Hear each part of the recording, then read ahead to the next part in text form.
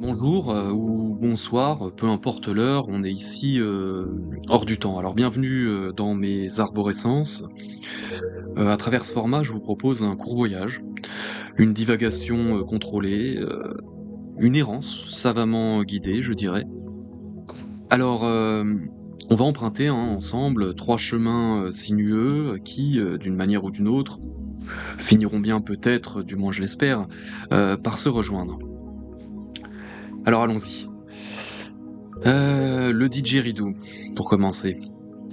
Bon bah, un simple morceau de bois, creusé, par le temps, et les termites, mais un instrument capable de produire, un son qui semble, je trouve, venir de temps reculés. Sa particularité, c'est qu'il ne s'interrompt jamais. Heu pas de respiration haletante, pas de pause, vous voyez? Un souffle circulaire, continu, sans fin.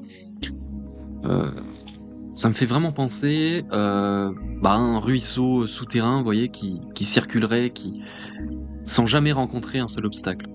Je vous invite vraiment à écouter, un didgeridoo, en fermant les yeux, vous verrez, c'est pas du son, c'est vraiment une vibration, comme un tremblement de l'air et ça résonne vraiment dans le diaphragme là, vous voyez, dans le jusque dans l'ossature. Pour moi, c'est vraiment quelque chose qui m'intrigue. Comment est-ce qu'un simple tube de bois à la con peut, produire un effet aussi profond? Alors, on raconte que les aborigènes ne jouent pas simplement une mélodie, ils entrent dans un état modifié de conscience, une espèce de transe douce. L'homme se fond dans le souffle du monde. C'est une musique qui ne cherche pas, du tout. Mais alors pas du tout à plaire. C'est une musique qui va ouvrir une brèche singulière dans le réel. Voilà, et bah, écoutez, essayez un jour, ne serait-ce qu'une seule note, vous verrez. Ensuite, la polyurcétique, tiens. L'art du siège, en fait. Bon, bah, là encore, c'est une affaire de résonance, pas celle du son, celle du temps. La polyurcétique, c'est d'abord, attendre, éroder, enfermer, l'ennemi dans sa propre forteresse. Alors les Grecs, heu, les Romains, les médiévaux, bien sûr, ont perfectionné cette science. Les machines de guerre, les tunnels creusés, sous les remparts, les stratagèmes de famine, tout ça, c'est bien connu, bien documenté. Je vous conseille à ce propos la lecture, du traité sur l'attaque des places, de Monsieur de Vauban.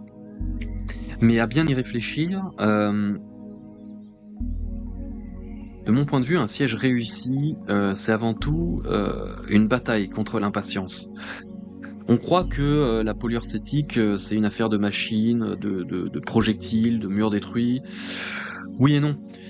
C'est aussi, d'abord, un duel entre le temps et la peur. D'un côté, entre celui qui attend et celui qui cède. Et dans nos vies modernes, je crois que nous avons perdu cette science.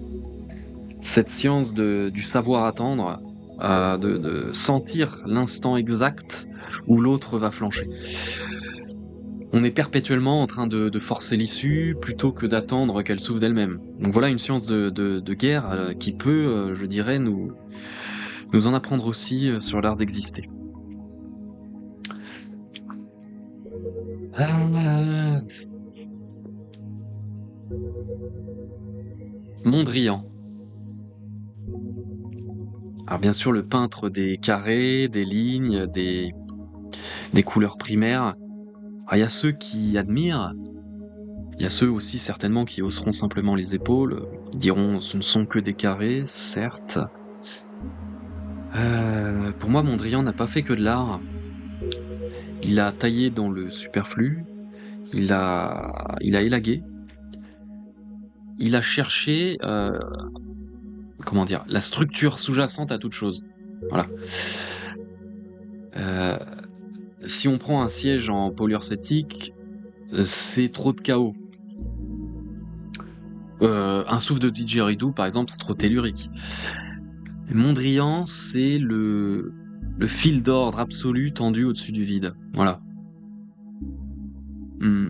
Ouais. Dans un monde qui nous bombarde sans arrêt d'images, de distractions, Bah, la radicalité de Mondrian, c'est peut-être, un refuge à considérer.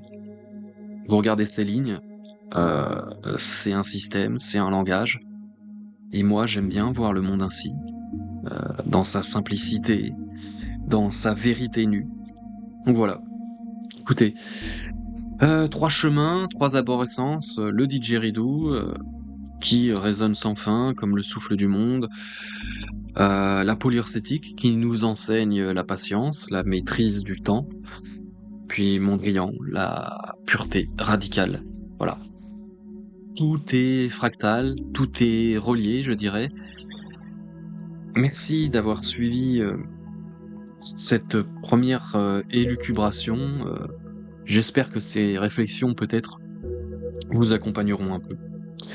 On se retrouve bientôt, si Dieu le veut.